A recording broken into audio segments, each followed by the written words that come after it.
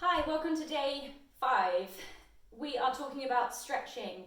Why is stretching so important? Some of us feel like we naturally have it and other ones we really don't have it. And it really depends on, I think, personally, what you did as a kid. If you did loads of gymnastics, loads of dancing, loads of sports, you might find yourself more flexible than those who didn't. And that's not a problem, but that's just the way it happened. We can increase flexibility, and there's a lot of benefits to that. The reason that it's important is our bones, our joints, our muscles, our nerves, they all need to be able to work at their full potential to their full range. If we are tight, that's not going to happen. And that then in turn can create pain, aggravation. So we need to put flexibility into our practice, which doesn't often happen necessarily in Pilates.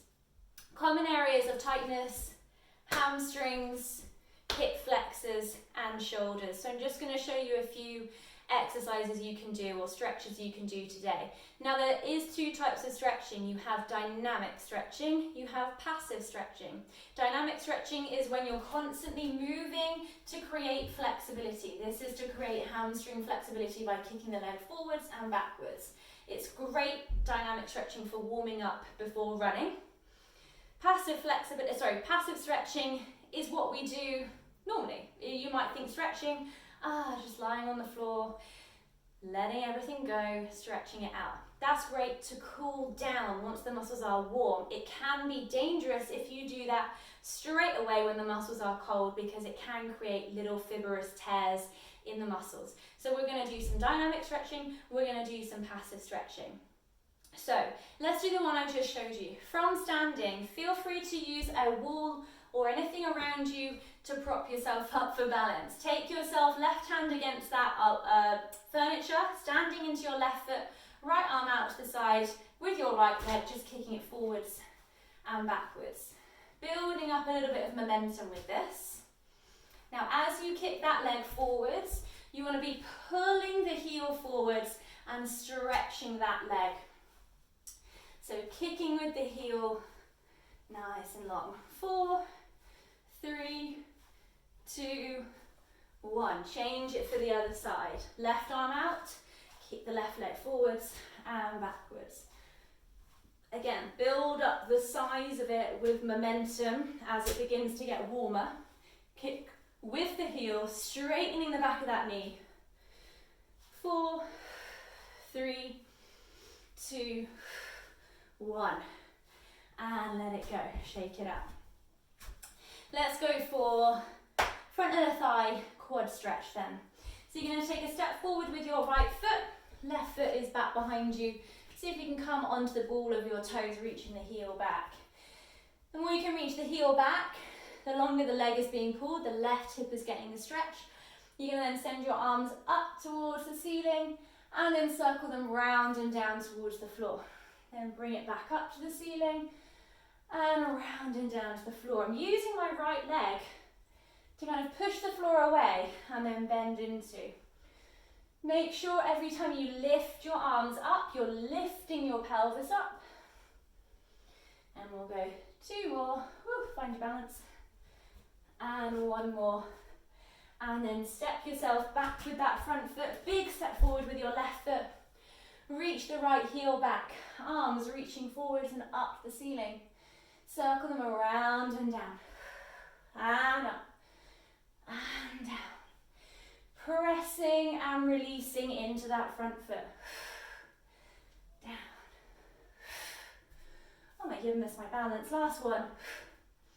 Down, and then press that back and shake it out. For your shoulders, you can tip your right ear to your right shoulder. Roll the head through center. Left ear to left shoulder. Roll through center. Right ear to right shoulder. Roll through center. Left ear to left shoulder. Just keep going. Once more right. And once more left. And then let that release. Last one we're going to do is our cat stretch. Come down onto your hands and knees. So we're stretching out the shoulders a bit more. Pressing the upper back to the ceiling, tucking the head, tucking the tail, and release to neutral. Exhale, press the floor away. This is the dynamic stretching again. You want to get into your deepest stretch and release. Last two. Last one. And release. Let's go passive stretching then. Bring yourself up onto your shins. Step forward with your left foot. Ground down the sole of the foot so the toes are pointed. You may need to take some blocks or cushions or something next to you here. You're going to, from your pelvis, hinge forward, thinking about sticking your bottom out, taking your hands down towards the mat, as best as you can, having a straight spine. Then you're going to flex the left foot and point, and flex and point. Then stay with the foot flexed. Drop your bottom onto your heels and then stay there, folding yourself forward over your leg. If anyone finds this position too much in the knee, you can then take your right foot to the inside of your left leg and take yourself folding forward over that left leg, and you'll find a hamstring stretch there, hopefully. Let's release. Change it for the other side. So if you're kneeling, right foot is now coming forward.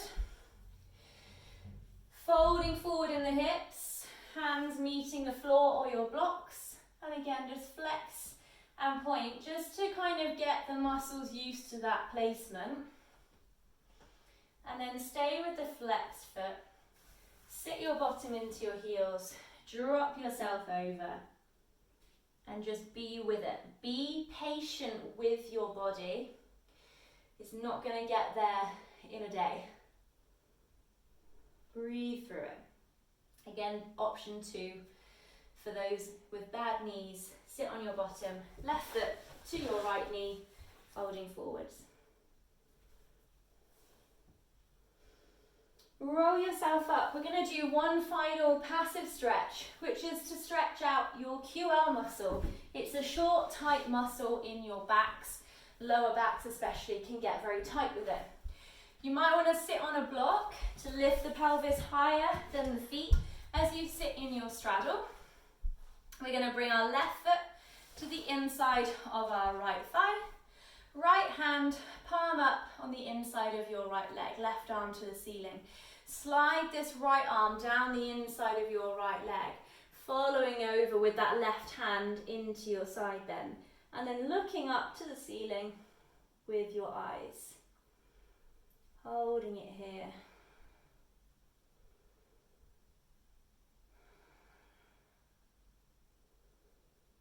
Taking it a bit deeper, turn yourself to look down towards that leg.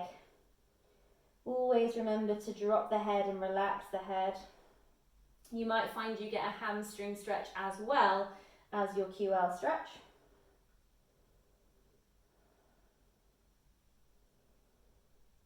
And then roll yourself back up. Change it for the other side. Right foot in, left hand palm up, right arm to the ceiling. Sliding the left hand down the inside of that left leg. Taking the right arm over and looking towards the ceiling. Breathing through it, nice and calmly. Softening, softening. If you feel like you've brought tension into this, where is it? And see if you can just let it go. Again, just deepening it to twist down to look towards to that leg. Dropping the head.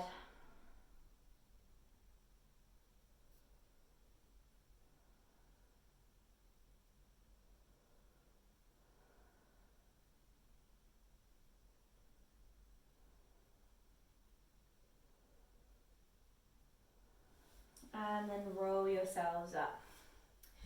There are many exercises within the Pilates repertoire that do help find flexibility in certain core areas.